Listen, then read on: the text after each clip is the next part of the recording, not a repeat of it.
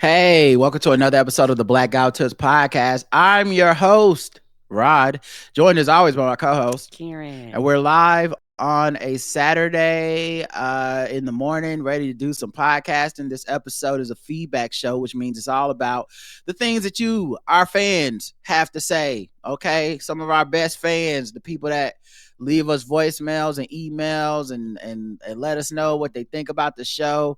We appreciate y'all, and this is how we show you that appreciation, by listening to you and responding to what you had to say. The official weapon of the show is Photo chair, an unofficial sport.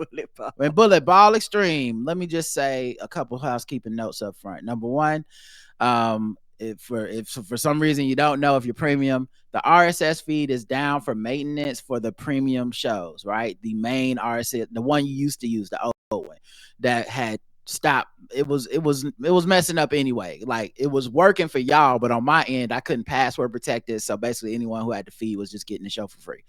At any rate, it's down for maintenance. They're migrating some things, blah blah blah. Well, there's a workaround. I made a blog post about it. I actually emailed everybody who is premium.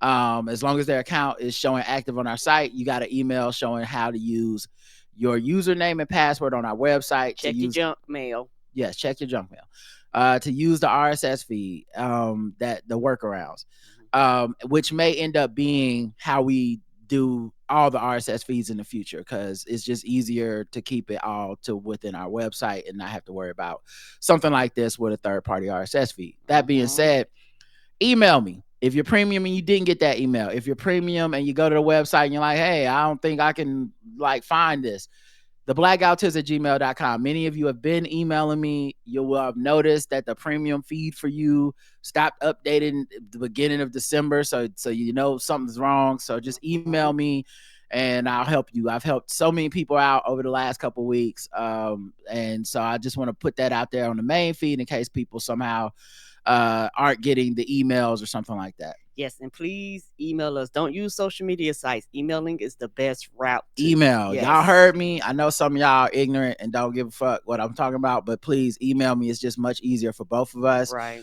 I don't check Instagram DMs very often. I don't, all this other stuff I'm not always tapped in. So email is always working. That's a business email. The second thing is, for the live show, we have some more VIP tickets available now. I emailed them and said, hey, we sold out these VIP tickets kind of fast. I know we have another 6 weeks or so until the show, but could we open up like 25 more tickets to people? And the VIP tickets will come with a poster that was signed by us. It'll come with a photo, a picture that you get to take with us, whether you want to use your phone or whatnot. And of course, a little bit of meet and greet. So we're opening it up. I think I'm going to limit it to 75, which is what we have right now, just because for just the time. Because if not, we have to be there like super early.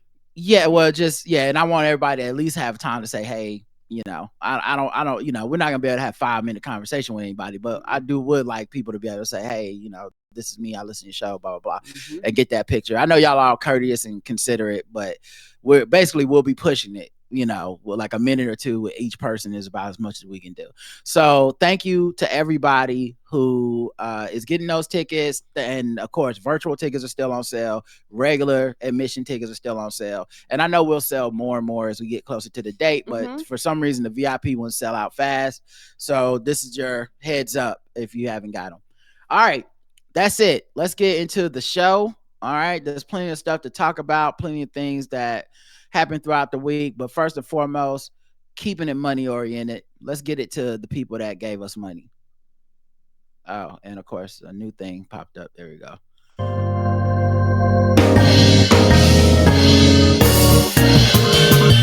I have your attention?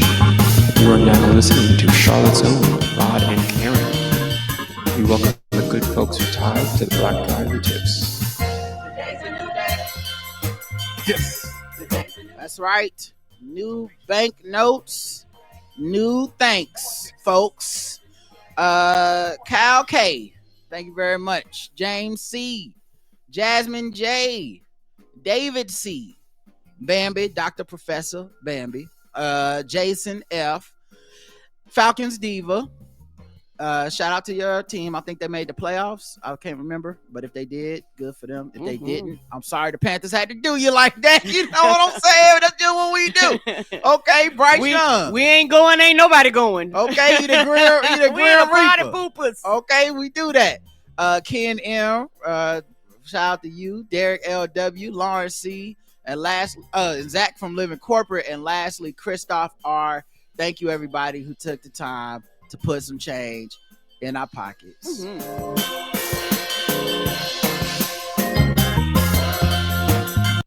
Oh man, I don't even know if they made the playoffs. Did the Falcons make the playoffs? No, they didn't.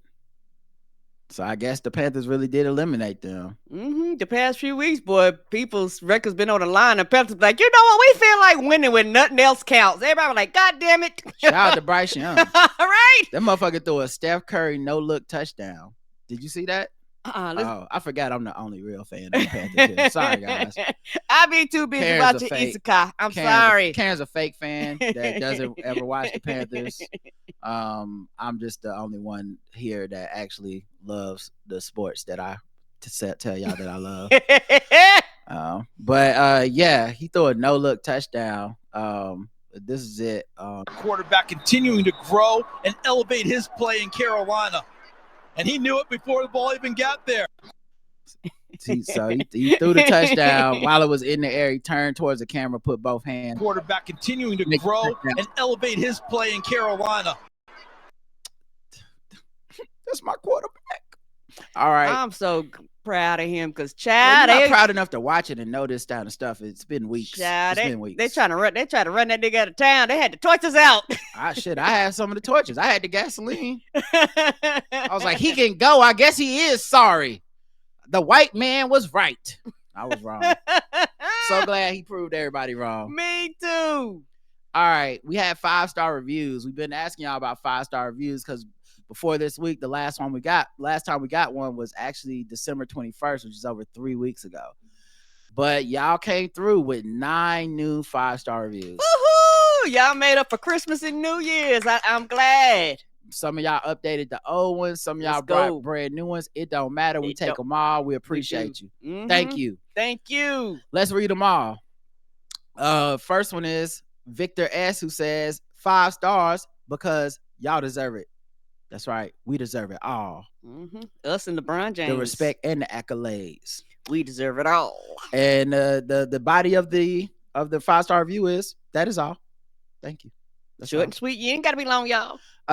Aaron says, you need this. Refreshing my review for the new year. Happy 2025. Rod and Karen, I appreciate you. The Black Guy Autist is still one of my top faves after all these years. Hilarious and brilliant husband and wife duo. Rod and Karen brings so much in each episode. Lots of humor, intelligence, nuance, political. Thank you. Thank you. Can't miss with Rod and Karen. This is from Rex Soleil, I think it's Soleil. 5 stars. Stop depriving yourself of joy and give this podcast a listen. I just returned to the pod after a little hiatus, desperately seeking a break from the empty political analysis after an upsetting election. Rod and Karen did not disappoint. They are and have been reliably insightful, open-minded, and sincere, but even if the topic is serious, Rod and Karen know the full well the importance of levity and laughter. The healthy dose of humor has my wife asking me what I'm listening to that's got me laughing so hard. I'm ever grateful to them for delivering on the promise of an authentic, grounded, engaging discussion of U.S. culture and society today. Thank you, Rod and Karen. Thank you. Thank you. Wow, that was really nice. Levity and laughter. I like that. Try to give a little bit of both. Welcome to 2025. This is from Slang of Ages, who says 5 stars. Oh, Team Dro, Preston, shout out. 5 stars. Thanks to Rod and Karen for helping me make it through yet another election cycle. I appreciate the humor, consistency, and integrity the Black Autist always brings. This is the good stuff. I'm looking forward to another great year and great live show. 5 stars, just like my review last year. Thank you for refreshing it. This one is from, looks like, quote mark 4. I don't. 5 stars, it says. One is not one of, if not the best podcasts out there, masterfully written and executed. Thank you. Remix. This is from Allegra. 5 stars. Shout out to Allegra. It is time for the new. Rod and Karen are my staple and are always worth the listen. I continue to find joy in community after being the listener for 10 years. Thank you. Heart emoji.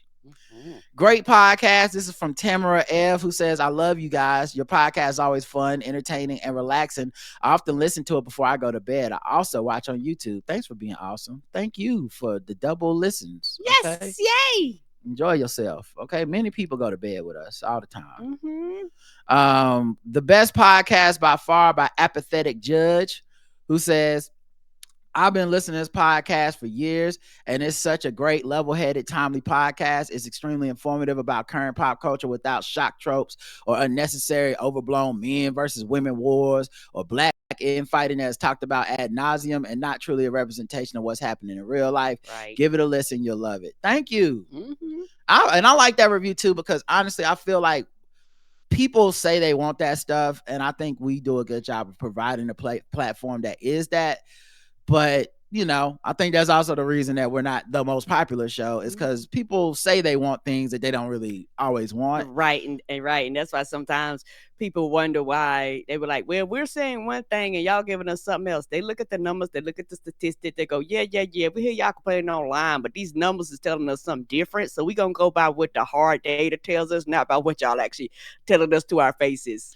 Yeah, so you have these shows where I think people say like, oh, I'm tired of this black man, black woman thing. But then every time someone shares a clip from a podcast, it's here's black men, black women arguing over relationships. Here's black people in America arguing with black people across the diaspora about, you know, who's the blackest or the not blackest or whatever. And so I do appreciate a review like that because it really does encapsulate that we're out here.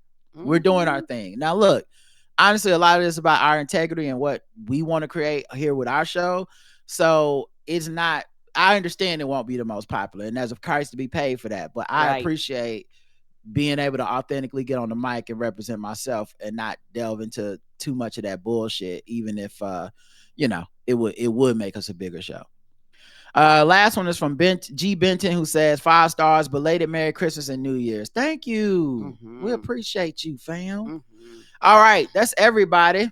Let's get into the shows. Okay, we had episodes that we put up on YouTube and on our website. So we're going to talk about the comments on both of them.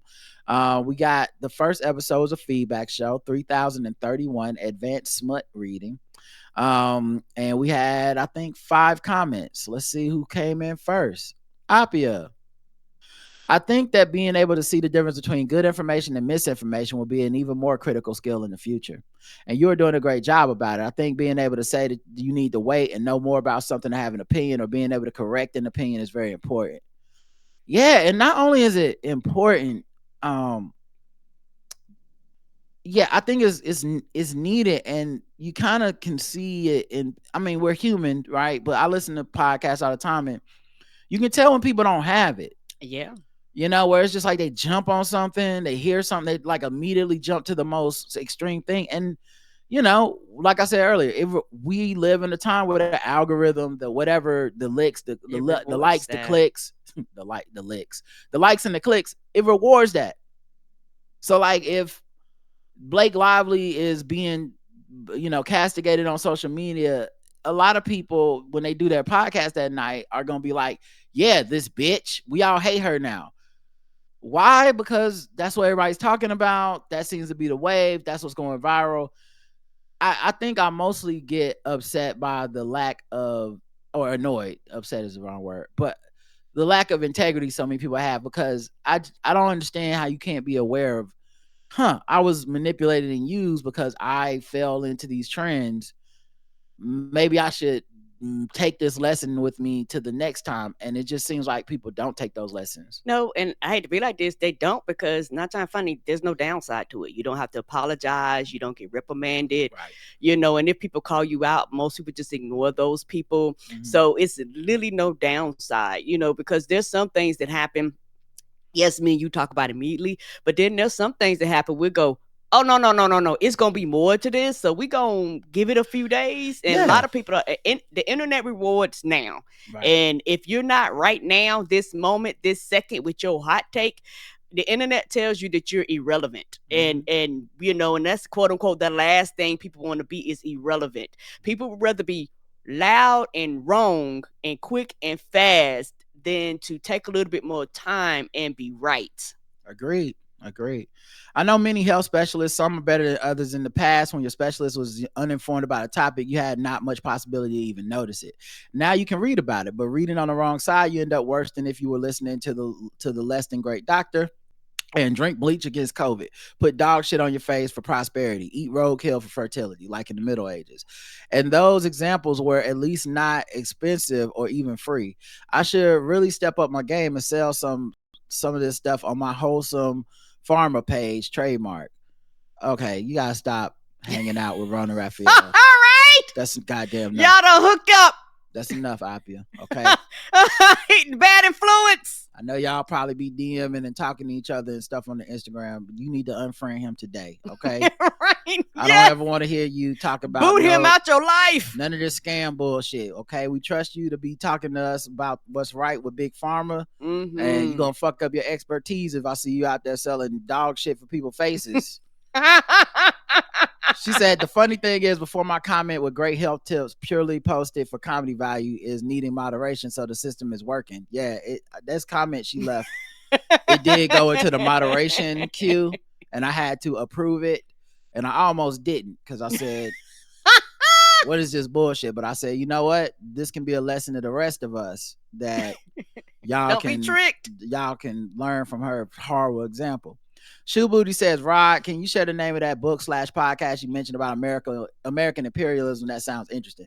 Oh, my bad. I thought I had. So the name of it is, the podcast is On the Media. I vouch for this podcast. I listen to it all the time, even post the election. They talk about politics and stuff too, but I just find them to be infinitely worth listening to compared to like a New York Times type of deal. But the episode is from January the 3rd, and it's called America's Empire State of Mind. And it is one of the most interesting podcasts I've heard in a long time. I think it's about like an hour long or something. But it just goes through America's history of imperialism and what it looks like here compared to other nation states throughout time, and how it's never really stopped, but it just takes on different names and technical terms. But what is Puerto Rico if not imperialism? You don't let those people vote in our election, but they're U.S. territory. But then you also don't have to support them during natural disasters, and many other U.S. Virgin Islands, like many other places that don't necessarily have representation. And I thought the most compelling part of this was about this World War II scientist who essentially created chemotherapy indirectly from using chemical weapons to try to kill people during wars that occurred literally in U.S. territory. So that was just one of the most eye-opening stories and horrifying story. He was a terrible man. Like, literally, they found his journal, and in his journal he was talking about trying to give people cancer and kill them. And I'm not talking about during the war. I'm talking about as a doctor. He was like, these filthy brown people, I'm trying to figure out a way to eradicate them so we can take these islands and steal their land. And this motherfucker ends up getting like the Nobel Peace Prize for creating chemotherapy. Like, that's what a fucked up world. But once again, I like hearing these things because I need to hear these things so that, one, I think about how a lot of people got through these times, and two, I'm not crazy for looking at the shit we see now and being like, this is fucked up, right? Right. Like, just because they're calling it different is fucked up. Wanting to expand America to Greenland or Panama or Canada or Mexico, that's imperialism. And while people might think it's funny premises for jokes and shit, this is not a thing that can't happen. Right. So it's just, it's just something to keep your eye on. But yeah, that's the name of the show. Rona Raphael says, Rod, just going to start 2025 with 2024 beefs. Ugh. Let me go play MC Hammer while I do push-ups. This time I'm playing music, not you, Rod. I'm doing push-ups in the snow too, just so I cool down and return with a new hustle. Otherwise, I will meet you on your walking path at noon. Bring your best folding chair. It's a duel. Good luck out there in the snow, man. We are tropical people. We are not supposed to be out there exercising in the snow. EVE says reading smut is going to get me through the next 4 years. Smart. The comments on YouTube for this episode, we got 4. Let's see. Well, one of them's just a couple of emoji squinky faces. Alicia says, hey Karen and the listener that asked her a question about games. Bear breakfast sounds like an adorable game. It is. It's bear and breakfast, for the record, y'all. Bear and breakfast. It is. It is a very, very adorable game. Basically, you're this bear who is over like a campsite, and you like build places for the campers to sleep, and you do the facilities, and you get to expand, and you go all across the place, and you make meals, and you cook for them. Oh, it's so adorable. Yep, and you can have sex with the people. No, you can't. Not on this I'm sorry. one. All right, never mind, guys. You can on Fable, but not on this one. Okay, my bad. Different type of bear. Yes. Bear breakfast sounds like an adorable game. I can't wait to check it out. But I've been meaning to recommend this game to you, Karen. It's on the Switch and it's called Garden Story. I think I may have seen that one. You said Garden Story. Garden Story. Yeah, and we're talking and it's not called Bear and Cub. It's called Bear and Breakfast. It's not the same. Oh, okay. Yeah, that's funny. Yeah. Man, it was so fun and cute. It was $5 or something cheap, but so fun. I hope you like it. And Roderick, let Karen take her time and get the names. Don't be rushing her. Alicia, you do your job, I'll do mine. Okay. I'm not trying to have dead air, and I'd rather make a joke out of it than be serious. Okay. Because if I'm being honest, I thought it was funny. And I knew because I anticipate stuff like this because I've been hosting the show. Because I don't be prepared. I'm so sorry, y'all. Karen does this thing where she brings up stuff, and because she's not normally in the hosting seat, right? She doesn't think of obviously there's gonna be follow up to it, right? No, I don't be thinking about no follow up questions. I'm sorry, y'all. Me and as her husband and infinite wisdom and her partner anticipated that she was going to do that as soon as she started talking. Y'all gonna ask questions? And so I started Googling the answers so that we would have them for y'all, and it wouldn't be 5 minutes of dead air while she tried to log into her Switch account. Oh yeah, I just hit clicking the keys. Yeah, because then you got like log into the Switch account. You got to get the Google Authenticator. Then it's going to send a text to your email, your phone. Then I got to respond to that. So, Alicia, I'm not picking on her. You let me do what I do. I do it. We just doing. It looks like it's a joke, but it looks like a joke where I'm picking on her. But it's honestly, he's not picking on me. Trying to help y'all get the information without derailing the whole fucking show. Honey Biscuit says, "Yeah, Rod, stop oppressing Karen with a laughing emoji." And Sunkiller537 says, love this podcast.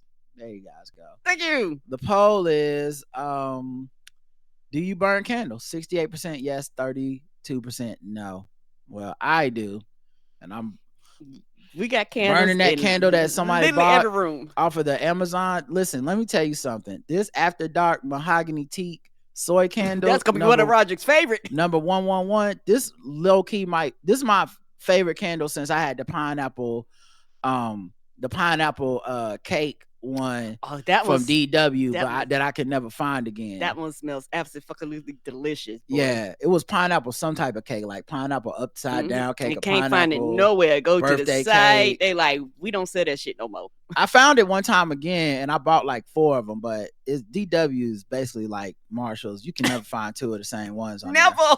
But yeah, this might be my favorite one since then. This shit is hard. This shit goes, and it fills the room up. Because sometimes you get them and they don't have a strong odor. They don't fill the room up. They don't last long. But that one is actually perfect. Yeah, so I highly recommend these, and I'll definitely be back for this this After Dark mahogany teak. I'm gonna be back for this shit because this shit. I forgot how much this costs. I think I put it on our wish list. Yeah, you put it on the list. But yeah. Anyway, I'm gonna be back for this. I'm trying to look it up for y'all. On this website. Yeah, so it's $20 and worth it. Oh, they got other ones too. Oh, this one only $15. Okay, I'll do some shopping later. Y'all don't need to be part of this part. That's my fault.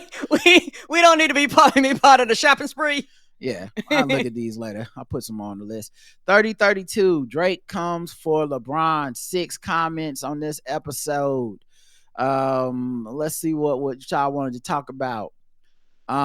Big Bank says Drake basically told LeBron he be wearing less and going out more. But remember when I told you This Is America is the best Drake diss? They not like us? Probably not.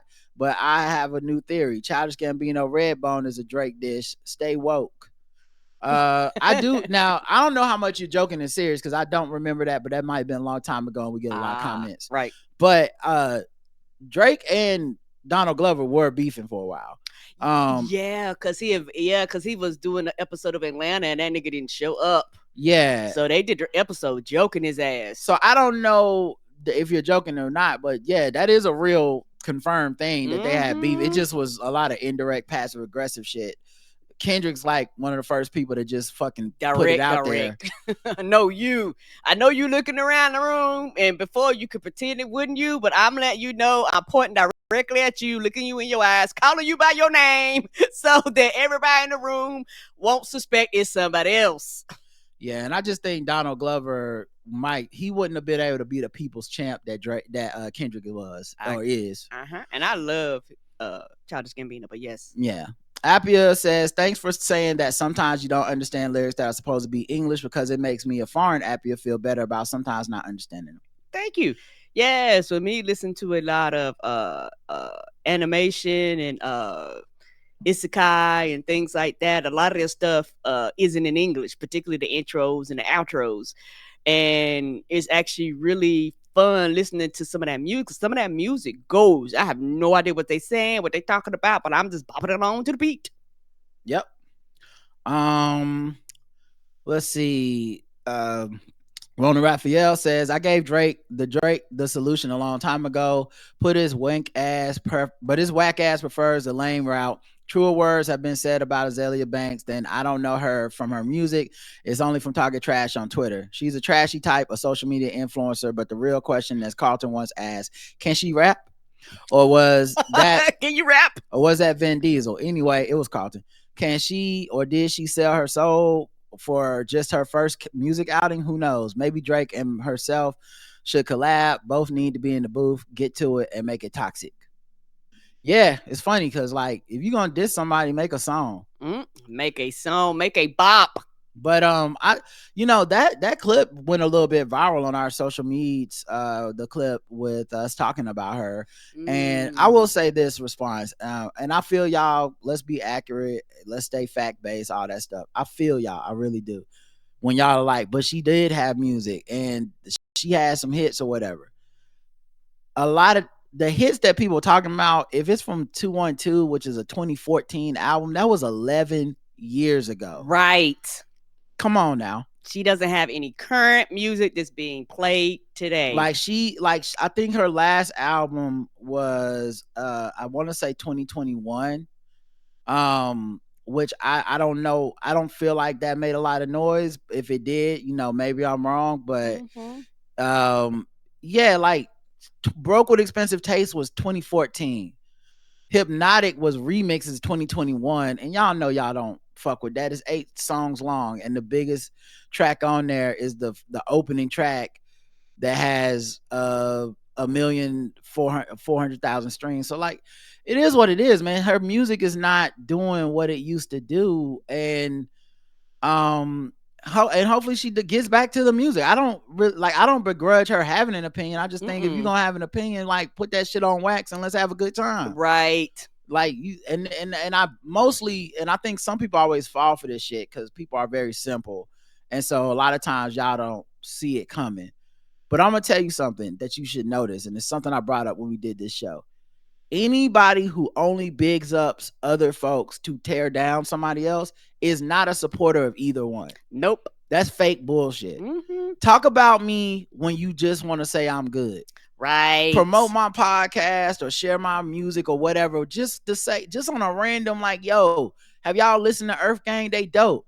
Don't be like, yes, they are. Everybody's listening to Future, but what about Earth Gang? I don't get the fuck out of here with that. It's not a compliment to the people you claim to be promoting. No, it's not. This is creating a false choice and a false rivalry that doesn't really exist. Right. Agreed. So that's I even poo her fake support for the other artists who are all artists I listen to. By the way, I love Flo Milli. Mm-hmm. I love Cupcake. Most of y'all heard of Cupcake. If you listen to pregame, you heard about it through me. You. Yeah. So like this, like I still stay current with all the music. I love all the rap girls, and I love the diversity within the amount of women that are rapping right now. Mm-hmm.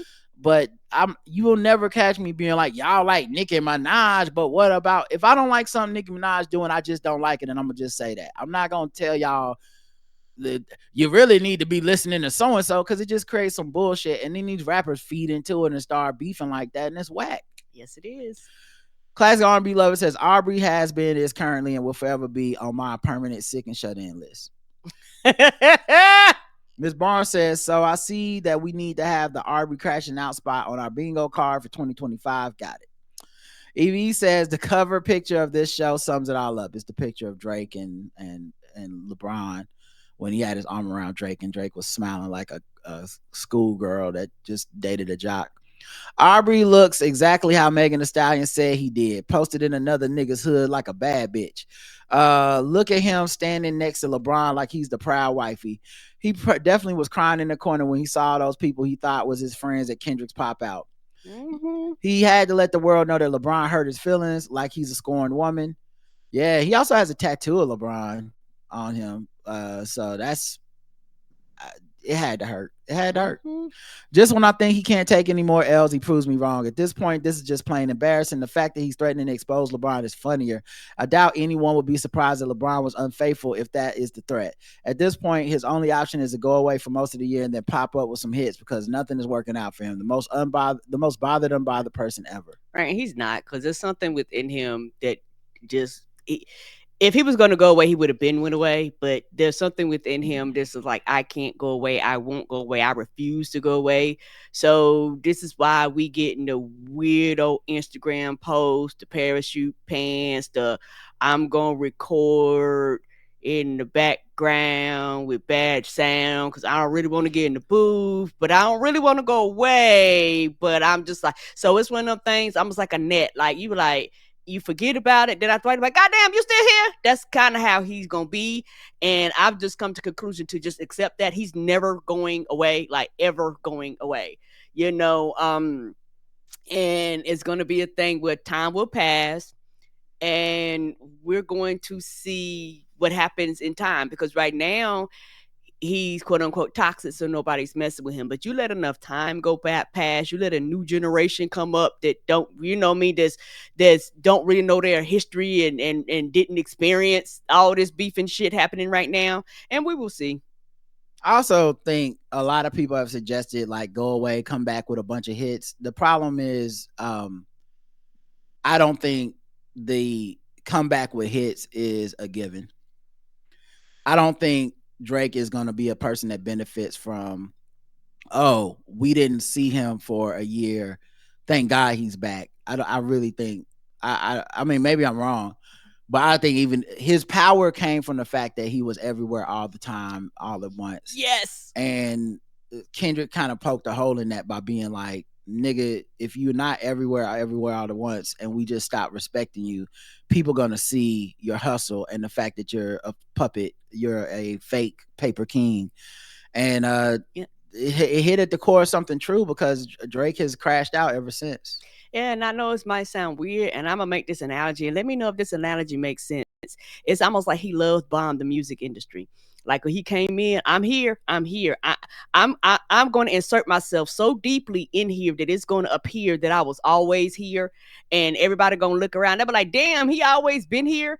And the second he was kind of forced to step back and slow down, people looked around and they was like, hey dog, your actions been fucked up. This is fucked up. Like people actually started looking around the industry when he wasn't quote unquote always there, because the thing is he was always there so much that he was like, even if you didn't realize it, you assumed that he was influential. You assumed that he had power. You assumed that he made you hits, and he did make people hits and things like that. That's not a false statement. But after a while, people looked around the industry, and when they realized he went consistently on their neck and consistently around, people had a chance to actually evaluate him versus being consistently love bomb in the music industry by his presence always being present. Yeah, I think everything you said is accurate. And Kendrick pointed all that out, so it just makes it really hard to combat it. It's hard to combat things that are true, and especially if you won't lean into them being true and be like, yeah, it's true, but here it's Drake's like it's all lies. Anyway, I do have a drinking. Well, I don't have a drinking problem, guys. I just have habits that are hard to break that my mama approves of. Weird shit like that. It really sounds like Tidra Moses lady only brought up that R. Kelly song to be in the news herself because I've never heard of her. And she chose an obscure song at that. I would have at least understood if she said Ignition. Everyone has a problematic fade, but that seemed very attention seeking. Yeah, but part of that is skewed by the fact that you never heard of her. So, like, of course, to you is like some stranger just said some wild shit. I truly, as a person that loved Complex Simplicity, that wondered what happened to her, by the way. But I don't, I'll put it this way. I don't know, and I can never be certain that it wasn't done for attention. Like, of course, how can anyone know, right? And your suspicions are your suspicions. But I will say, like, it's not unreasonable for someone to have an R. Kelly song in their top 5 R&B songs of their lifetime or whatever. Agreed. Is just the weird part to me, and I guess, the insecurity kicked in. She had to know people were going to be upset about it being R. Kelly. Right. And so even though she never denied his guilt, she never defended him. She just simply said, well, this song is one of my top 5 greatest songs, and y'all not gonna, and if y'all think that makes me defending a pedophile, fuck y'all, which I completely understand. I feel like it was a defense of it on Twitter that, probably made people feel like it was some ulterior motives. But I think you should also think of it this way. You had never heard of Tidra Moses, right? Meaning, Tidra Moses not like a lot of these celebrity people where they not even interacting on Twitter. Right. She a regular, you can tag her and she will see it type of person. So it almost makes more sense that she will respond. Like Lizzo wouldn't respond to that shit. Like if anything, she might make some like passive aggressive IG live or something, but she ain't responding directly to people on Twitter. But Tidra Moses, unfortunately, I don't mean this as shade, but she got the time. Yeah, she does. So maybe that's what happened. Anyway, I'm seeing the whole thing in context didn't come off as bad to me as the way it was pitched online, because as usual with online shit, it turned out she actually didn't say what the fuck they said she was saying, which I don't know how many fucking times we gotta go through that bullshit. All right. Let's get to YouTube. We got 9 comments. S. Carter Thomas says, my husband got into reggaeton, mainly Bad Bunny and another artist I can't think of last year. He played it while working out and would go through his YouTube playlist every Friday. Our kids were like, do you even know what they're saying? And he would say, no, but I like it. Yeah. Bad Bunny, I don't understand the thing Bad Bunny is saying, but his shit goes. Dark Namja says, too many zoos gain fame when a video of one of their subway performances recorded by a passerby at Union Square Station went viral in March of 2014. Oh, I didn't know that. And so they are a subway group. Okay, see, I just knew they sounded like that. Mm-hmm. Is Union Square Station in DC or is it in New York? It's one of them places. Union Square, New York subway station. Okay. Yeah.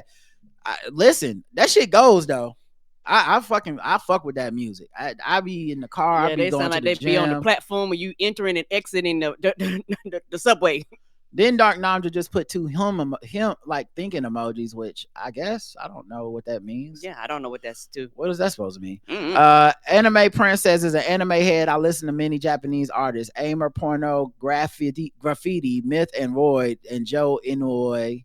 To name a few. A recent song I'm into, Without Any Words by Six Lounge. Highly recommend people check it out. It's a bop. There's no better feeling than connecting through music, even if there's a language barrier. Mm-hmm. Tipsy with Fee says, I listen to a lot of non-English speaking music. And piano, South African jazzy house music is my current favorite genre of music.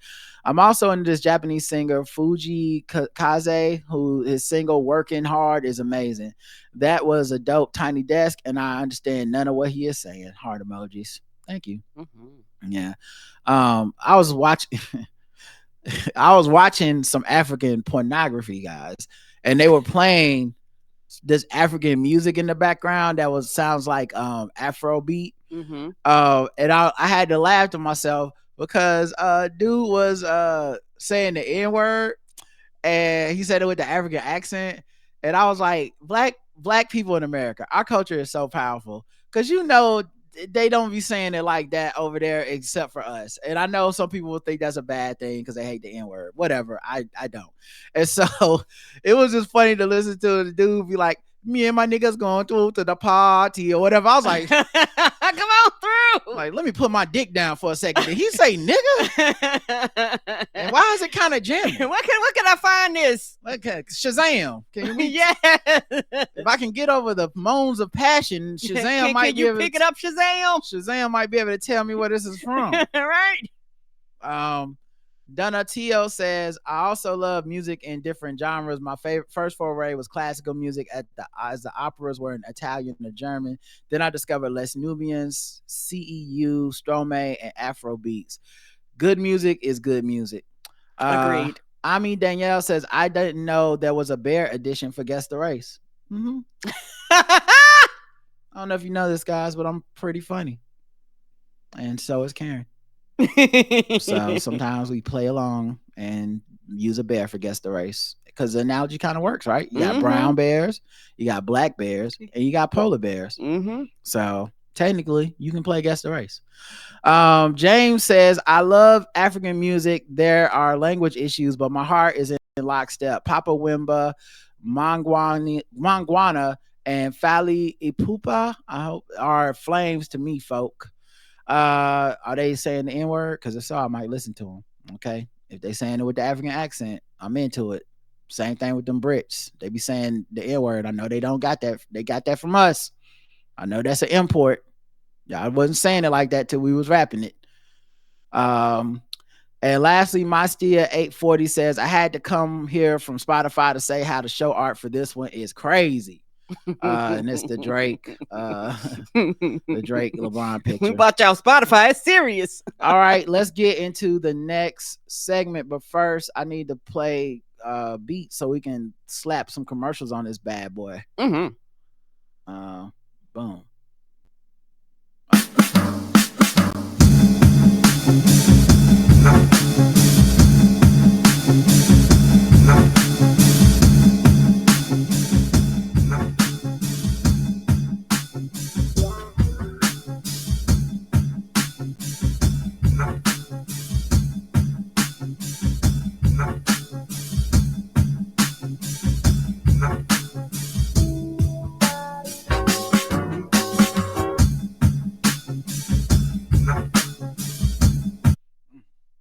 All right.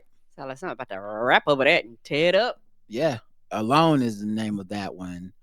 I'm not 100% sure if that's from, I think it's DJ Jaffa, but then I don't want him to write in and be like, my son heard that. My son looked at me sideways. You said it was infrared crypto. You son of a bitch. But I think it's DJ Jaffa, because it's not, it didn't have that psycho music. So you know it's not him. So, all right. Anyway, the next episode of this show is set as 303 WTFS1, where we talked about all the scandal going down at Fox Sports 1 with this sexual harassment lawsuit. Sofa King says, regarding the poll question. So the poll question was, have you ever slept with a coworker? Yes or no? All right. Regarding the poll question, my then girlfriend, now ex-wife, and I were stationed together on the same ship. Does that count? Rona Raphael says, yes, it does. Y'all are part of the infamous Naval Operation Sea Romantics, NOSR. Would the U.S. Navy even exist today without NOSR events? You best vote yes. And Uh, You best vote yes. and Sofa King says, "So mote it be." I don't know what mote be, but that's probably some military speak. I don't know. Michael says, "Happy 15th anniversary. Thanks for all the years of excellent podcasting and still being here." Listen, we still standing, okay? A lot of people didn't make it this far. A lot of people didn't. Never would have made it, okay? Come on. A lot of people taking years and years breaks and coming back. Like, hey, we back, guys. I know you ain't seen us since 2014, okay? You ain't seen us since the pandemic. Showing up like they estranged son just made the NBA draft. Like deadbeat daddies. Listening to the show is consistently one of the highlights of my day, and I know it is for me. So many others who should leave a 5-star review. Exactly, and they did. Fair. Good job, Michael. Ramsey D. Jenkins says, "Happy 15th anniversary. I did not get my feedback in on time last week. Thank you both for the laughter, the jokes, the hard work you do each episode. I received my Christmas card while I was on vacation last week. 5 stars." Yeah, a lot of people have been tagging us and showing us pictures where they got their card and thanking us and stuff. And I'm glad you guys got them. I hope you enjoy your stickers and all that stuff. It's a pleasure for us to do it. And yeah, the mail is just moving a lot slower than it used to. But anyway, I'm glad you guys got it. Tommy D says, "Happy 15th. I don't know what year it was when I started listening, but it was back when Twib was still going on and listening on Stitcher. Congrats for keeping our attention. Don't fret about the Christmas lights. I have not taken mine down since I'm not taking down my tree since December 2023. When the seasons change, it turns into a summer tree, and I put up strings of cardboard, barbecue grills, and other summer fare. Come on through, year-round tree. Put some hearts on it for Valentine's Day. Like shit, we just gonna keep you up." Apia says, "Resistance is hard, especially when you have a normal life otherwise. You want to do some resistance, but notice that you have a physical therapy appointment on that day, and you need groceries, and your car needs a cleaning. It's much easier when you don't have other real stuff going on. Ideally, when you live with your parents, no matter what age, and they provide lots of life stuff, and even then, it's not easy. You have to organize stuff and break some rules. People don't like that." Yeah, that's why a lot of times the resistance comes from the younger people, because a lot of times when you're younger, you have the time, you have the energy, you want to make the change, you want to fight the system and things like that. And a lot of times, I'll just say the lack of knowledge and the lack of the world is actually a positive thing for the youth, even though, people like to say the youngest wasted on the youth. But truth be told, a lot of times for the fact that the world hasn't beat the shit out of them, on certain things, they haven't just beat it out of them, they can still have hope in their eyes. And so, that's why you do have a lot of the protests and things happening. You get old and you realize how the world is and life has whooped your ass enough. You be like, child, it ain't worth it. Yeah, I think also sometimes people just get tired. Yes, they do. I have friends that they just got tired. Like we're watching them say like, "Hey, I tried this thing. I was doing all the stuff I'm supposed to do with, my activism, and y'all let Trump win. And now I had to start thinking about myself and take care of myself." There's a shelf life on a lot of this stuff. People, you look up people back in school, people, a lot of people was in it for reasons that even they can't admit to themselves, like social media popularity and, magazine covers and shit. Like it is what it is, man. These people are human too. So the resistance is not something that people are going to always want to do forever. And a lot of motherfuckers is not trying to play the game on all Madden, which is kind of what it's about to be. Yeah, that's true. And also it's one of those things too, to where also when it comes to that type of fight, you have to take breaks and you have to rest, but there's always going to be shit happening. A lot of times it's going to quote unquote demand your attention. And not trying to be funny, you're not immortal, so you kind of have to pick and choose what you fight and what you don't fight and things like that, to have some form of longevity. And sometimes the bad part about being a youth, they want to shit on the old people that are kind of in this same field, where it's like, hey, you might want to ask them why you been in it so long and what's the tricks of the trade. Because yeah, that's how a lot of younger people get burned out, because you don't really understand, and your lack of knowledge will actually because the whole point of that oppression is to beat you to death. Like, that's the point. It ain't never gonna stop, it ain't never gonna let up, and it's gonna always be here. Appia says, I was never offered a significant amount of money for sex. The closest it ever came to it when a creepy guy grabbed me in the elevator once and asked me how much for sex with me. I doubt he had 1.5 million in mind. I always wonder the same as Rod wondered, how would I get that money? On my bank account? Do you know? Venmo, right? You know I don't do checks. Yeah, y'all don't do checks in Germany, according to you. Cash is pretty suspicious, especially when it would be used to buy a bigger house in our city. That brings up more problems. What do I say to my parents how I got that money, assuming that Mr. Appia will be okay with it? Probably it's best that I was never offered this kind of exchange. Yeah, I do wonder, like, you gonna Venmo me? How the fuck we supposed to get $1.5 million?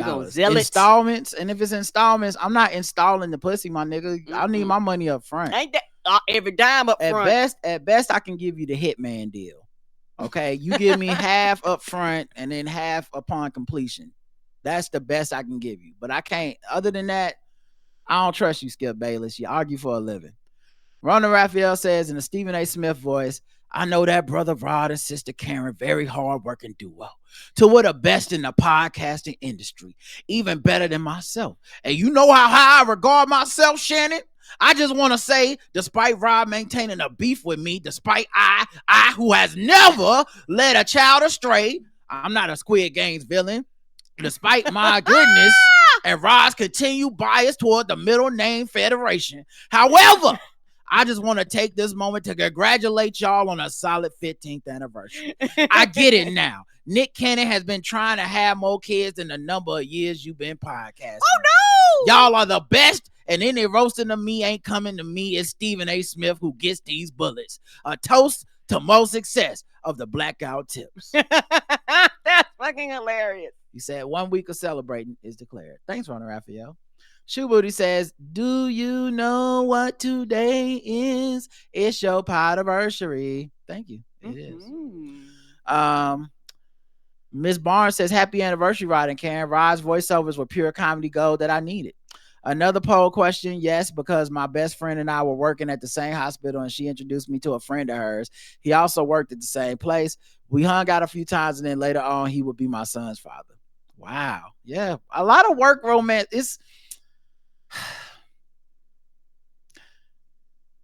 I feel like we overcorrected during the Me Too movement with the like all work and romance is problematic and fucked up and impossible.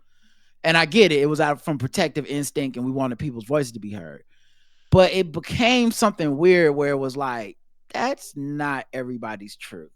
Statistically, a lot of people, not just some, a whole lot of people meet their spouses meet at work. their people that they go on to marry. This is not just fuck or just date.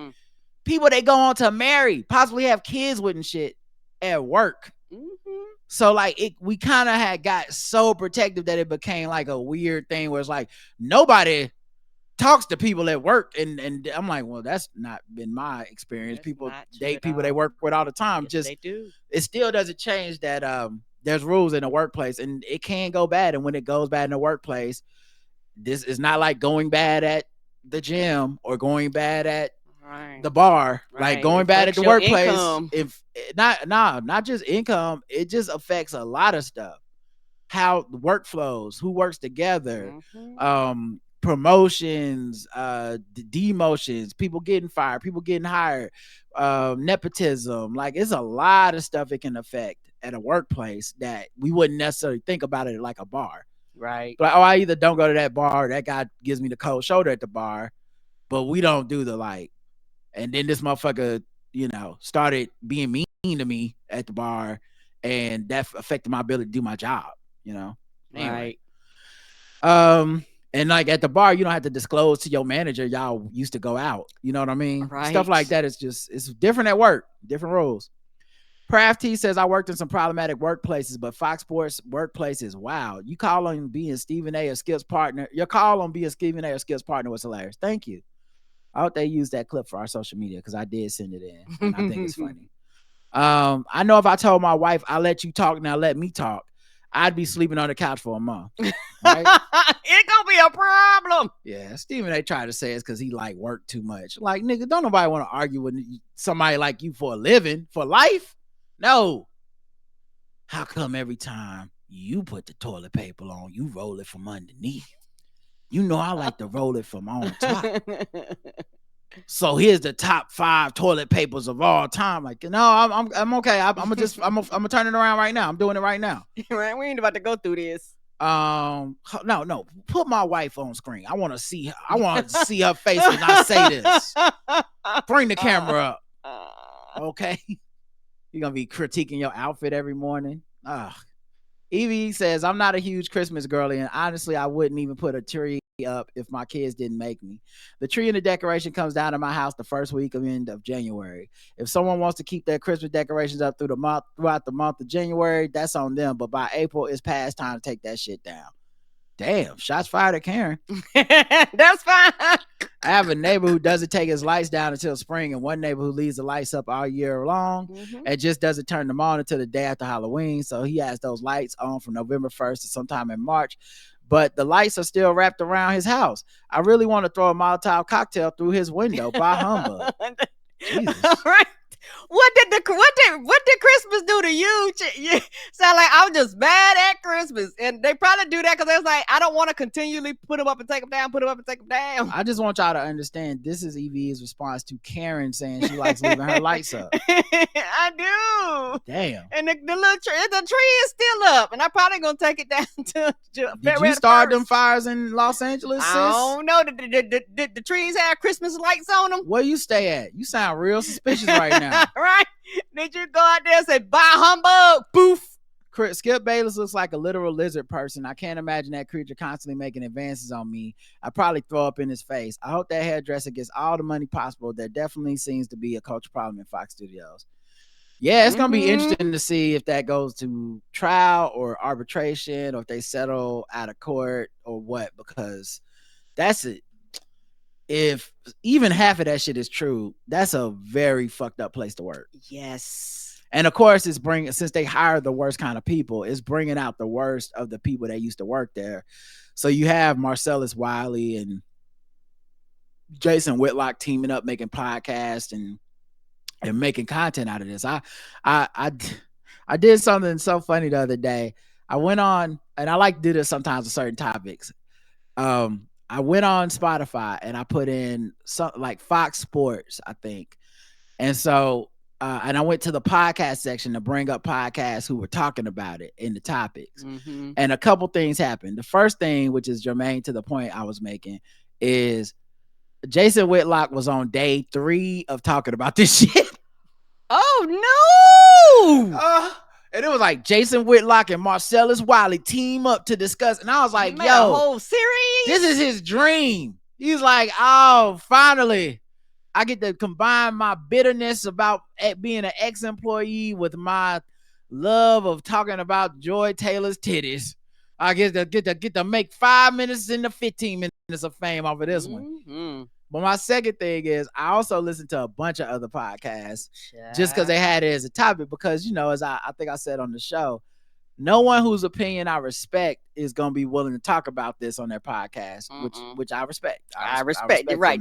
I respect it. They're not going to talk about it in any real substance. You know, I'm sure they can bring it up cursory as a mention, but they better not go into depth. Right. You know, they got a job to do, and they got futures and friends in the industry. But also, nobody who would talk about it in depth other than me has an opinion I really would respect, right? Like, because I'm like, if you do talk about this shit in depth, more than likely you're not very smart or cunning or funny or whatever it is that would make me be like, yo, I hope they talk about it. Right. Man, listen, the way these podcasts were so trash. Boy, because I didn't know Roger was doing it, so he was just randomly playing it in the background. Yeah, I was taking Karen to the chiropractor, and I just threw it on in my in the car, just to hear what people were saying.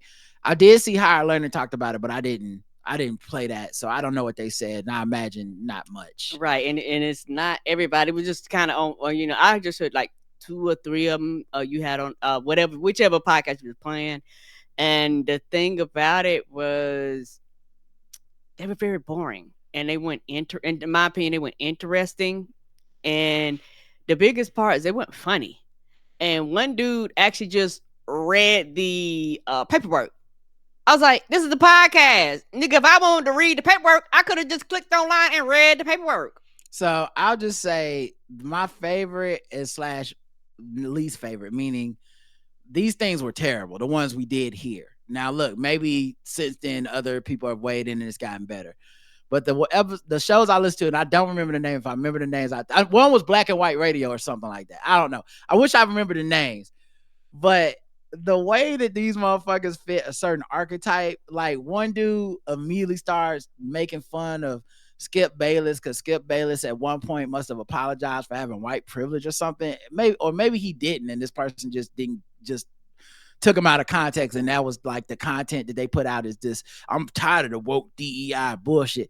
But like this dude was like, Skippy Baby, as we call him on our show. And I was like, in addition to not being funny, it doesn't mean anything. Like, it's just weird shit like that, you know? And then had no real opinions. And instead of having the real opinions or jokes, he just did a lot of frustrated pauses. Where it's like, and then this woman says that he did this.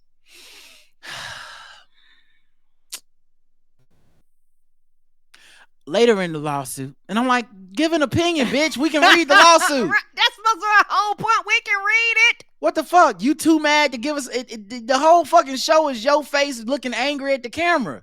Then give us some anger or something, some takes. Just, oh my God, it's so bad that it was so funny. It was hilarious. But yes. Man, there's so many bad podcasts and it out there. wasn't meant to be hilarious, but yes. I will be, I do this sometimes with just certain topics, just because it behooves me to go and see this stuff and be like, oh man, people are really bad at this. And I see why people listen to us. We're really good compared to what's out there, because it's hard work. Yes. Even on Karen Hunter's show, she asked me about this and I summarized it in like 10 minutes in a way that I think the vast majority of people couldn't. And it was funny and good. And I wasn't saying it was all true. I'm like, allegedly, we don't know, but isn't this a crazy story? Anyway, I'm proud of us.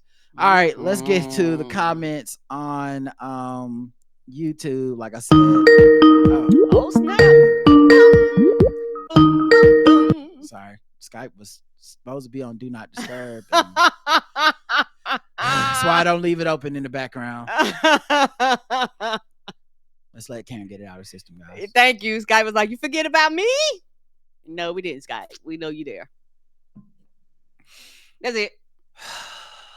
You're going to get these jokes. I'm so frustrated, guys. I can't give a take. Give your opinion. The heavy ass breathing. Skip it, baby. God damn it. Skippy, baby. P. Sweet Jr. says, I don't know if I can get to the welcome stage with some of the leftists. I don't like getting condescended to and called stupid or liberal for seeing what was obvious. But I guess I'll eventually just have to let it go and fight the urge to say I told you so. Oh, I'm not saying this is a thing you need to do. What I'm saying is actually a lot darker than that, P. Sweet Jr. I'm saying shit gonna get so bad that we won't be concerned with it. Yes, I agree. I won't forget, and it will, but trust, and it will always be there, because that's the anger from, I'm still mad about the first time he won, so right. Trust. And it's the anger, if you tap on that window hard enough, I'll bust that bitch open, and you'll feel all the flames that I've been kind of hiding behind that window. So the anger will always be there.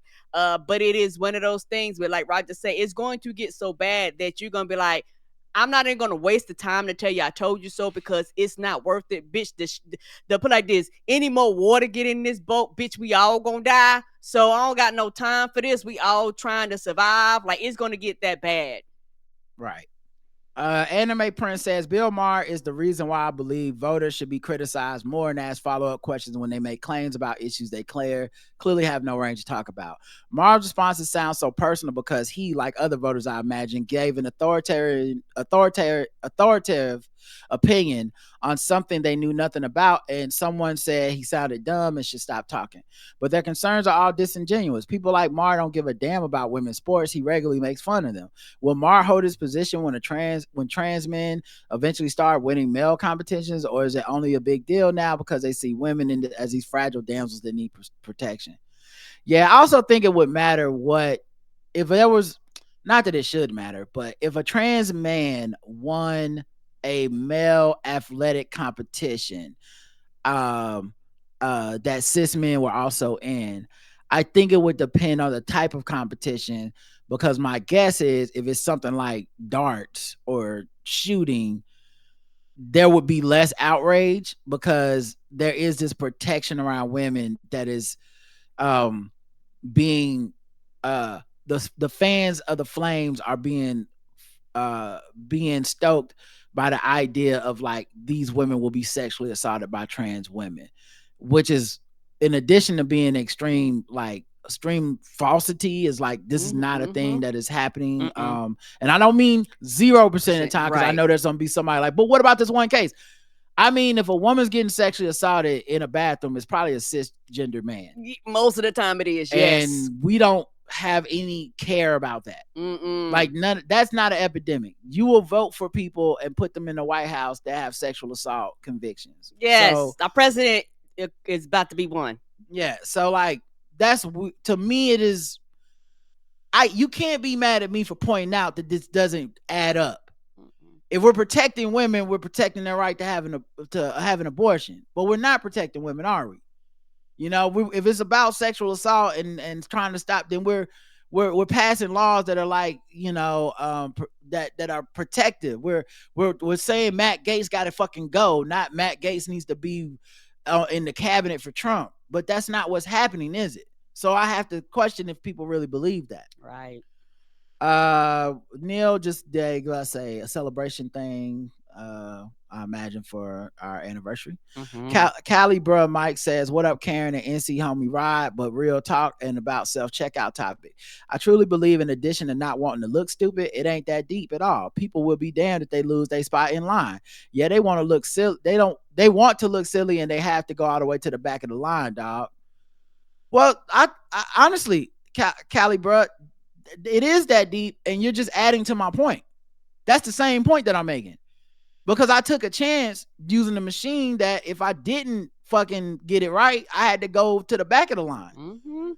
So that's another part of looking stupid, right? So they like, because now everybody else looking at you march to the back of the line, right? Even if they let me back in my spot, I looked stupid because I've tried a thing and I failed in front of everybody. Same shit happens to me at the airport. I'll be feeling good knowing I left home about 60 minutes before the flight, check in on my phone, get to the gate, wait in my section, try to scan on my phone, the red light hits, and these bitches tell me I gotta go to the motherfucking desk, and I gotta go sit in the back in the fucking middle seat. Bro, the worst shit to come from trying to move with the times and look silly. Yep, that's why I do the TSA and all that shit. You got my shit in the system. You know where I live. You got my fingerprints and telephone number. Honestly, and I don't mean this as a flex, but that's one of the reasons I prefer to fly first class. Yes. I don't mean it as a flex. I know it's going to sound like I'm flexing. I really don't. A lot of it's also because the seats are too small. But at least I don't have to, like I'm not losing my spot on the plane if there's a delay with something that I had to go to the desk. But with some of these flights, some of these companies where it's like free for all and shit, you're fucked. Like, I just need to go check on something that should have worked anyway. It's not my fault. And now I got to go sit in the middle and the back, you know? Right. Bill Maher's an old, Donatello says, Bill Maher's an old guy screaming, get off my lawn. At some point, you have to realize you are old, out of touch, and unwilling to change. About self-service kiosks, I don't want to check myself out all the time. I just spent an hour putting shit in the buggy. I had to put it in the car, carry it to the house, and put it away. The least I could get is someone to ring it up for me. Someone used to get paid to do this stuff. Now they want me to do it for free. Yeah, that's a different type of rant, and I understand that. But I'm gonna be real. When I went in there and it was the Amazon return line in a Whole Foods, which means it's not even for me checking out my stuff. I was more than happy to skip the 13 people ahead of me and do the kiosk. Yeah, because they move fairly quickly, but just for the fact that you literally are standing almost in front of the entrance. If I they moved it. Okay. But if I truly value my time, then in this equation, my time was better spent checking myself out compared to waiting on them. But I totally agree with you. There used to be a time, if this was about actual groceries, there used to be a time where, like, more grocery lines would have more people checking you out as cashiers. Mm-hmm. And now it feels like they have the bare minimum every time, and then most people have to get ushered self-checkout. Right, or they usher themselves there, yes. What? Yeah, okay. That was a correction that didn't need to be made. What else could I have possibly meant? You said ushered. I thought you meant somebody was like, go on to self checkout. I was like, well, they take themselves there. All right. Just complicated for no reason. I'm sorry. No, it's all good. It's all good. Somebody might have misunderstood. Maybe you saved us an email. True. Rod, they don't have ushers at the grocery store. It's not church. I don't know. I don't know how people think. Ray Gunn says, I used to be a fan of the Bills, but I have to agree with Cryer on that one. Thanks. Oh, a fan of Bills. I said the Bills. Dark Nam just says people go out of their way to be contrary. Maybe talking about Bill Maher. I don't know. The poll was, have you ever slept with a coworker? Yes or no? 47% have. 53% have not. So it's a lot. It happens a lot more than people, I think, want to kind of admit to or talk about. Mm-hmm. But yeah, it does happen, and I feel like somehow we end up in these situations where we're not supposed to. Like, we all know it's a bad idea, and then that turns into like, and no one does it. When it's like, I don't think that's what it is. Oh shit! I just realized I think I read the wrong YouTube comments for the wrong episode. Because we were supposed to be doing WTF Sports 1. Mm-hmm. Shit. So I read the comments for the next episode. Oh God, it's out of order. I'm sorry, everybody. All right, well, fuck it. Let's read the comments on YouTube for the right episode now, and then I'll go back and finish it off our website. Sorry, it's out of order. I hope it didn't confuse anyone. So this is now the comments on YouTube for WTFS1, because I don't think I read these. Gina says, maybe this is an HR liaison in me. Where was HR in all this? Is Rocco their head of HR? He's just a rock. And apparently the only person at Fox Sports capable of keeping their hands and gross comments to themselves. Whoa, this is Colin Cowherd, a racial cis. Colin Cowherd didn't do nothing wrong. Mm-mm. Every photo he in his hands is wrapped up and folded up. You've seen them hands. Okay, Integrity King. He was over there like, no, I don't care how much of this peanut butter rack is in my face. I talk about sports and give horrible takes. That's it. I'm going to own to my wife. The only thing you're going to hear me say is slightly problematic things about Lamar Jackson or something. Dark Nam just says their side is in control, so they can keep getting away with breaking the rules. 2 winky face emojis for Dark Namja. Okay. Turskin says the thing that people are willing to do and risk for sex and power is truly eye-opening. Like, people getting caught left and right, and people still trying it. Damn. And you're right. In the end, Joy is the only one catching smoke. That's the funniest part to me. They could have made a soap opera out of all that mess, says Dark Namja. Uchida Genome says, that's one advantage of being from the Northeast. Even if you don't particularly care for the cold, you're used to it, and it usually doesn't stop you from doing your jogging or your walks, your playground workout, etc.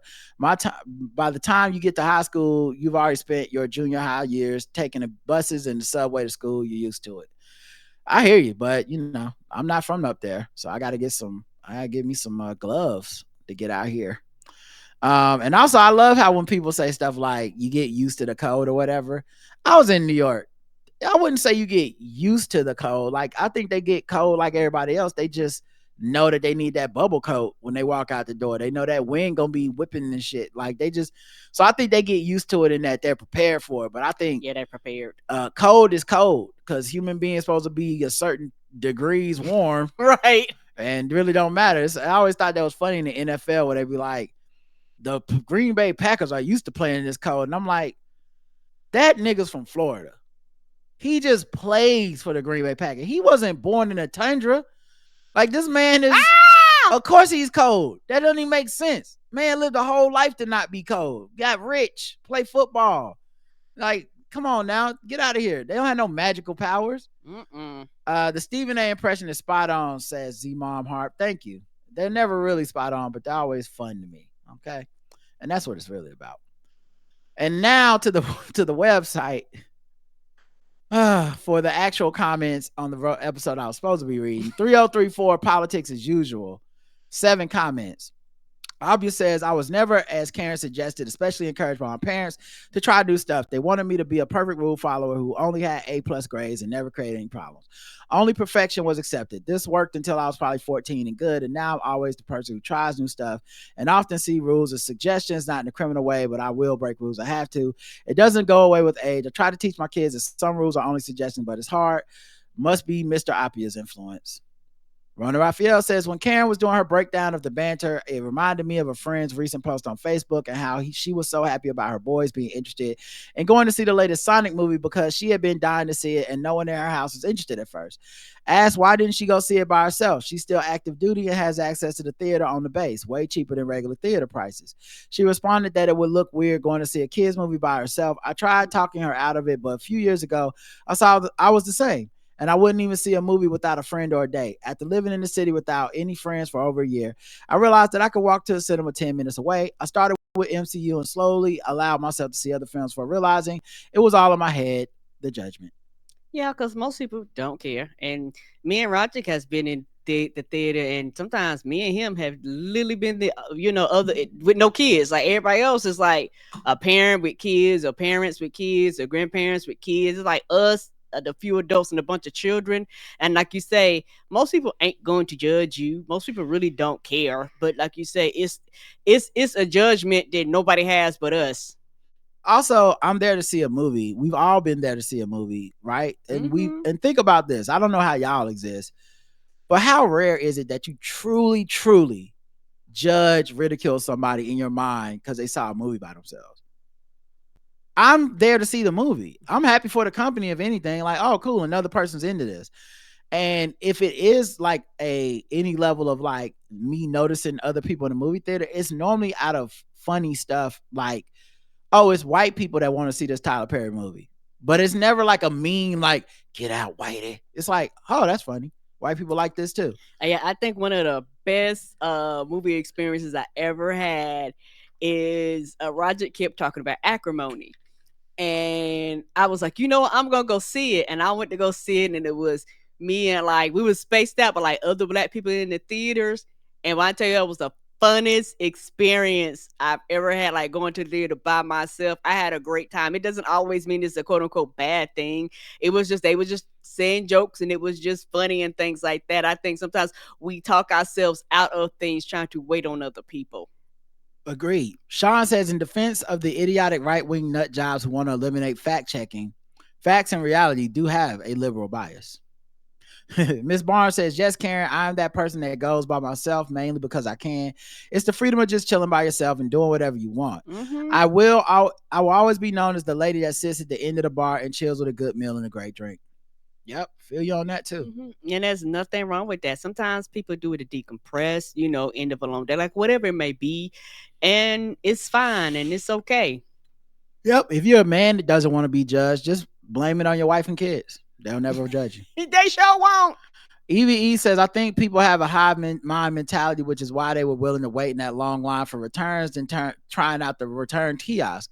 It's like the canary in the coal mine. Once they saw you figured it out, they were comfortable trying it for themselves. I think it's the same concept that when people see someone getting beat up in the street, most people just stand around and watch or record until one person steps in and helps. Yeah, definitely, for sure. I think that's true. I think, shout out to my man Keith Malley from Keith and the Girl. He brought this up years ago on this podcast, but he was totally right, and I've noticed it ever since. It's like when you go to a party and there's hors d'oeuvres or snacks out.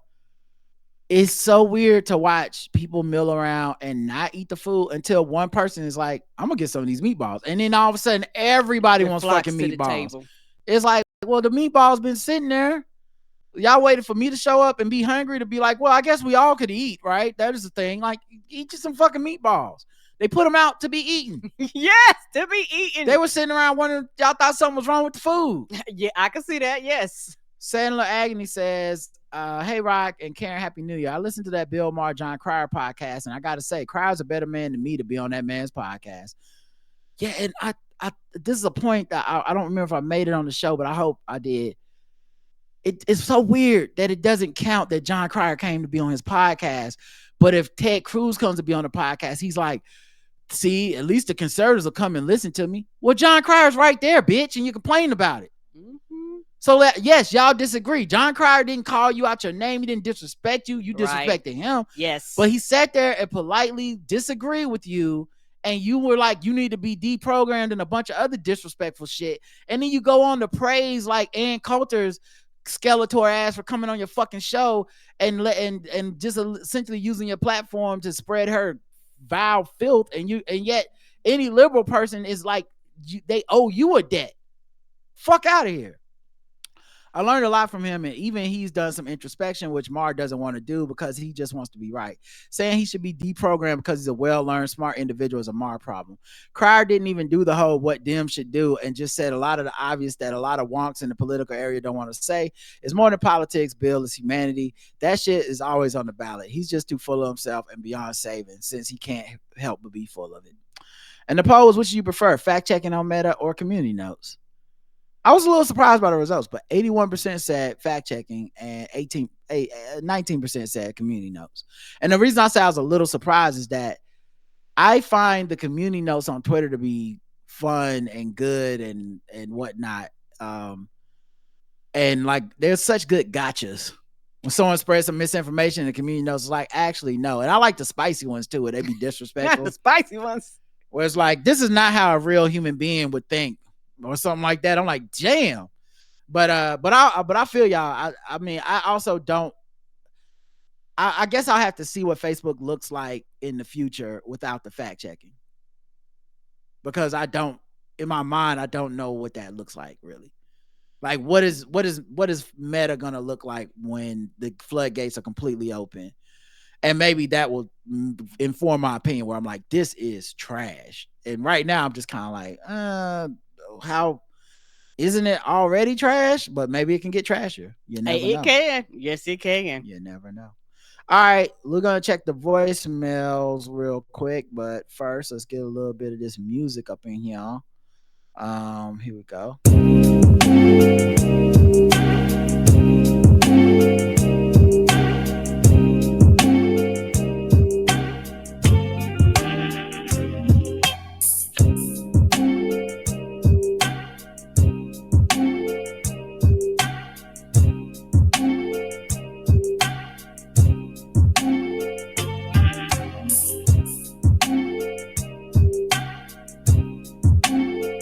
All right, we got voicemails from two people. The first one is Keenan, who left 2 voicemails in a row.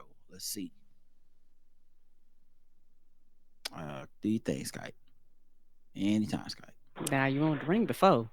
Hey guys, just want to say first and foremost, this is just the best podcast on earth. Like Rod, like Karen says all the time, we don't need everybody. We just need the cool people, and it seems like most of us are here. Second thing, sorry about that comment about banter / random thoughts a few months ago. It seems like every once in a while y'all fuck that up, and I feel guilty. But this is what I call for. I'm playing catch up because this is Dom's episode, or feedback for Dom's episode. I was in Disneyland, but basically you said something about saying the N-word in rock songs, and that's like my passion. I love that. I grew up in a very strong, very pro-black household on Section 8 in the wealthiest neighborhood in Chicago. Like, Rod Blagojevich was 2 blocks down. He's the guy who was like embezzling money from the state, the governor. But it reminded me of this time where in high school, sophomore year, I was hanging out with a couple of guys who I went to a different school freshman year, and a couple of the guys they went to grade school with, and everything was really cool up until this guy Jamal said nigga. And the problem with that is that Jamal is flaming redheaded white guy. And I got upset, and everybody else was like, hey, chill out. He's with us, and that's his birth name.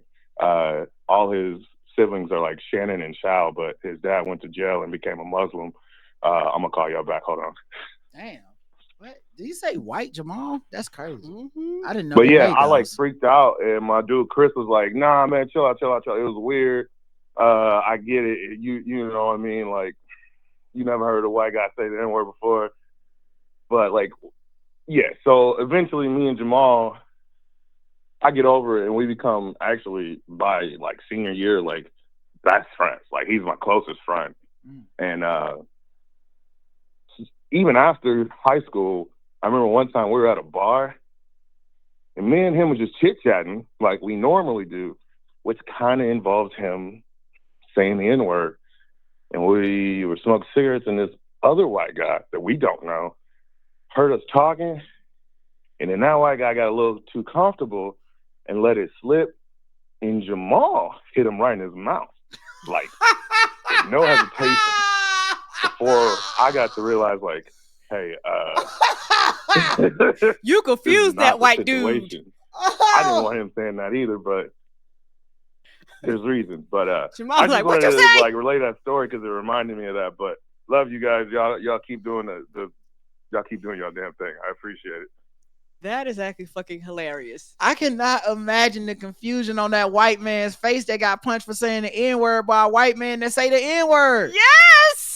Oh my God. Jamal was like, bitch, you not. Oh my God. I don't even know. He was like, I thought we was on the same team. He was like, no, we are not. This is like Avatar, where that one human kept hanging out with the avatars, and then that motherfucker thought he was an avatar ass green person, a Najee or whatever. It's like, no, nigga, you a regular human. You can't do all the shit we be doing. We 10 feet tall. But he was like, when it came down to the war, he was on their side. He was like, nah, man, we fucking these humans up. Y'all gonna leave my avatar family alone, bitch. That's crazy. Wow. I don't know how to feel. You got to take it to the next. A white Jamal, which is very confusing. Child, I'd have misguessed the race on that one, definitely. Yeah, I don't know. You told me Jamal Jenkins, I'd have been like, black. You'd be like, nope, it's a white boy. I'm like, what? I don't know what to say other than Jamal gonna be at the cookout.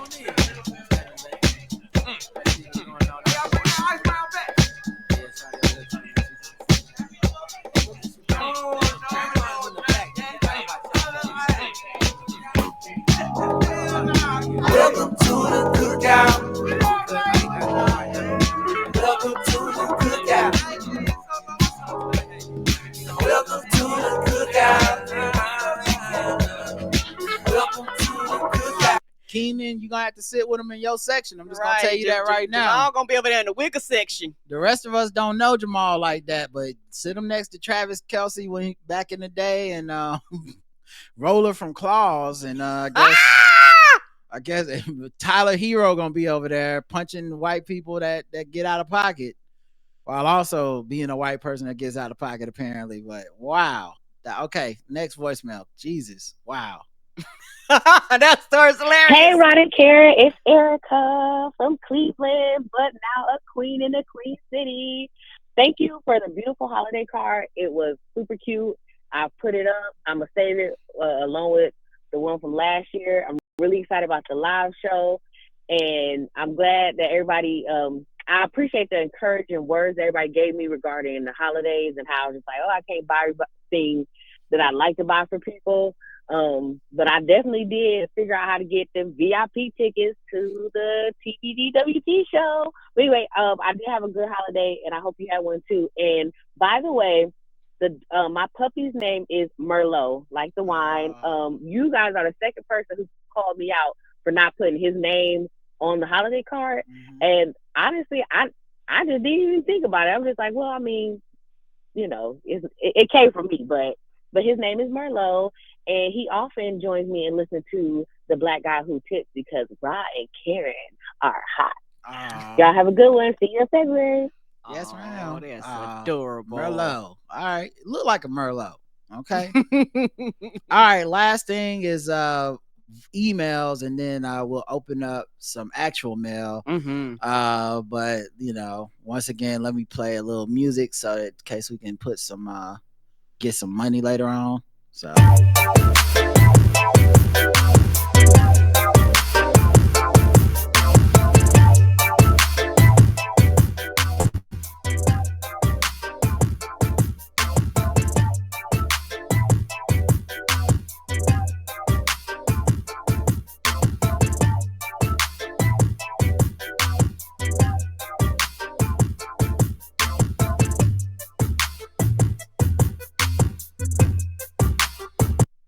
all right, got the first email. Book recommendations for Karen.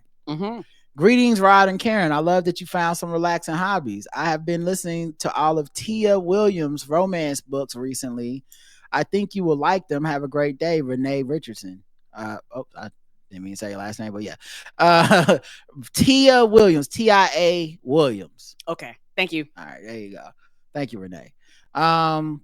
Steph G says, hey, y'all.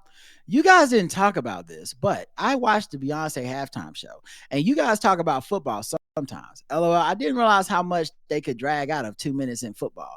I'm still there waiting for Beyonce, and 2 minutes of the clock turned into 20 minutes because they kept stopping the game for some reason. I have to admit, I've never watched football before. I only go to sporting events for food. I was shocked to know that this is the game y'all be talking about. I can't believe Texas lost at home in front of Beyonce. Shameful. I agree. Texas is not a good team. But anyway, there was some discourse on TikTok about Beyonce being a propagandist, Rose Eyes, because I guess some lady didn't understand the album of Black Country Pride. I don't know how many times Black country people had to tell y'all that things are different in the South. Black people celebrate their survival, their achievements, not this damn country. I say this as a Caribbean. This shit is just different out there. I don't know. I think maybe Beyonce makes people upset because not many people get to live out their full potential or do what they love. She's so good. She makes people insecure. I think so. Beyonce represents a lot of content and attention. And so a lot of people make content based off of Beyonce. They do. And the takes benefit from being extreme. Right. Even if it's extreme love or extreme hate. Right. TikTok is designed to go viral. So as you can tell on our podcast, we did watch it. I think we talked about it behind the paywall on Balls D Sports. Oh, we did. We may have talked about it in the regular show too. But if I'm being honest, it wasn't really a lot to talk about to me because it was great as it always is. It was on point and representative of her and Black people as it always has been. Right.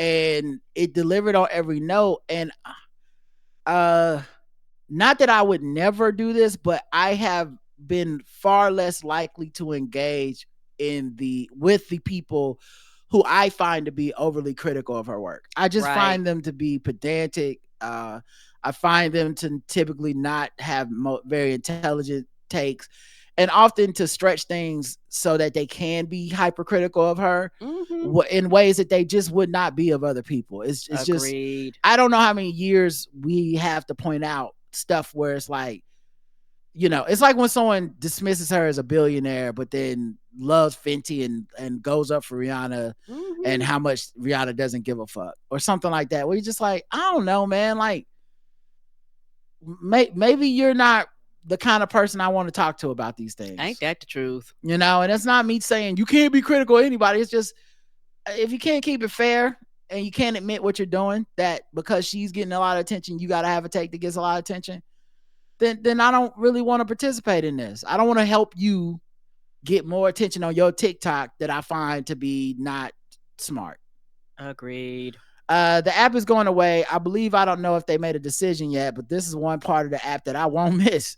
Oh, by the way, that conversation spiraled so bad. I've never seen anything like it. They talked about it for 3 weeks. It went from Black Southern people talking about Black patriotism, the differences between biracial people who have white moms versus Black moms, to popular influencers turning on each other and leaking friends only videos, to people cursing out leftists. The election to the Supreme Court is going to use the biracial convo to get rid of interracial marriage. Laugh my ass off. Sorry this is long, but it was so ridiculous. Can't believe Black TikTok is ending like this.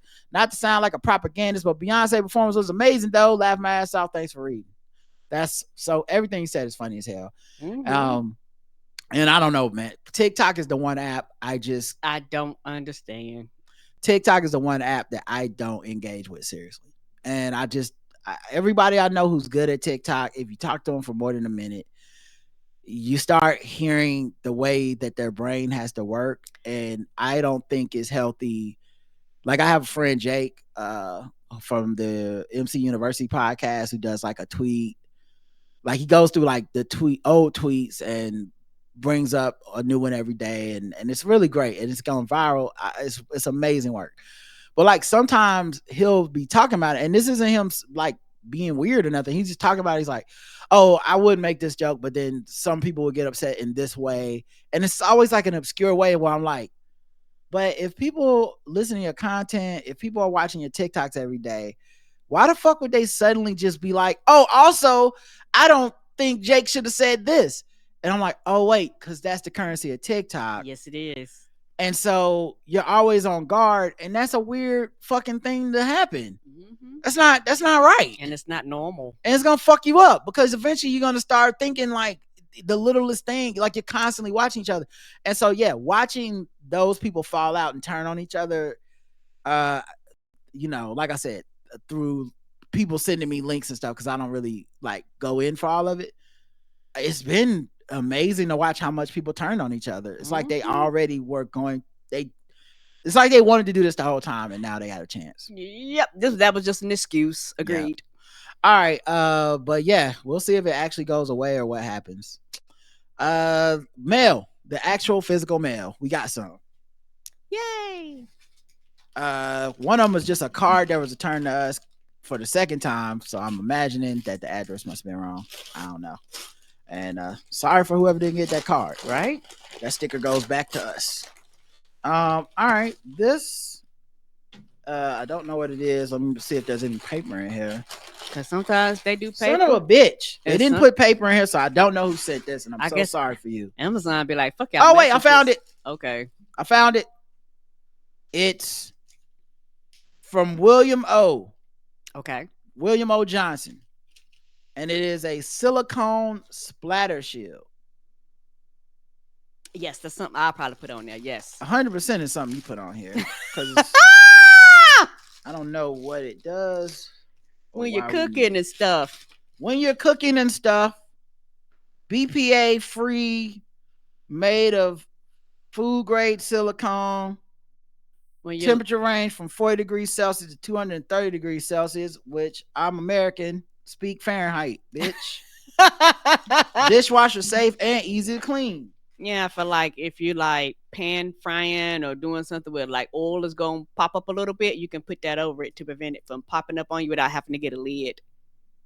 Okay, and it comes with like a little handle, I guess. I don't know which way. If you put it like, I guess you put it like this on top of things, and then you just pull it. Okay, all right. Well, next time I'm making some bacon or something, there you go. Yay! As always, more work for me. If Karen puts it on the list. I put stuff on the list. It's more work for him. Oh, it's a window cleaner that Karen will never ever use, not once. Child, no, you know I won't. Guys, get the candles and shit. Okay? In the books. Like, in the digital books. That's what Roger be wanting. Come on, man. Y'all see them race books? Stop giving me shit to do. Oh, it's a bathroom sponge. Yep. They gonna love this. All right. This one's from my man Brandon, and I already recognize Brandon's name because he's Black Beer Traveler. We had him on the podcast before, which means it's gonna be something that actually Karen will enjoy as well because it's beer. Yay! So he said, let's see, we got 3 double Half-Life beers. And it look like they different. Hazy IPA, Blonde Ale, Pilsner, Signature. Okay, all right. Let's go. Let's see. We got these. It's Red Gate Amber Lager from the Manhattan Beer Project Beer. Coffee Stout, Black Matter. So I guess, okay, Red Gate. And then this one is a Half-Life Hazy IPA. We got, damn, this is a big boy right here. Supposed to them gravity beers or some shit. This is a Hoppin' Hoppenheimer. Yes, 9.25%. Yeah, that's one of them gravity joints. That's high, ain't it? Yeah, it's a West Coast style IPA. Okay, I might have to get with that. Mm-hmm. And then this one is more Black Matter, which is a coffee stout, a Redgate Amber Lager, and a Pilsner. So I actually might drink some of these because Karen typically I like the lighter stuff. likes sweet stuff, ciders and Your ales. well, there's ales in there, Okay, yes. but she likes sweet stuff Mhm. typically. So hopefully I'll get to drink some of these because normally Karen goes through the beers pretty fast here, guys. She's an alcoholic. All right, y'all. We'll be back You throughout the leave me week. alone, sir. Thanks for listening. Let me get out of here before she gets drunk and angry. You know, some people are angry drunks. Blink twice if you need help. All right. So thank you for listening. We'll be back throughout the week. Until next time. Peace. And I love you. I love you too. Mwah. Bye, everyone.